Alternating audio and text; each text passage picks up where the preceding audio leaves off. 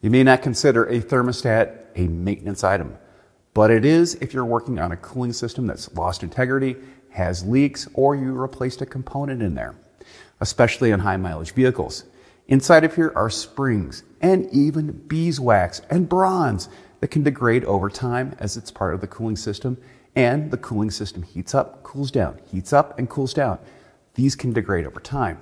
So if you're doing a repair like, let's say, a timing belt where the water pump is replaced, or there was an issue with the radiator, well, replace the thermostat.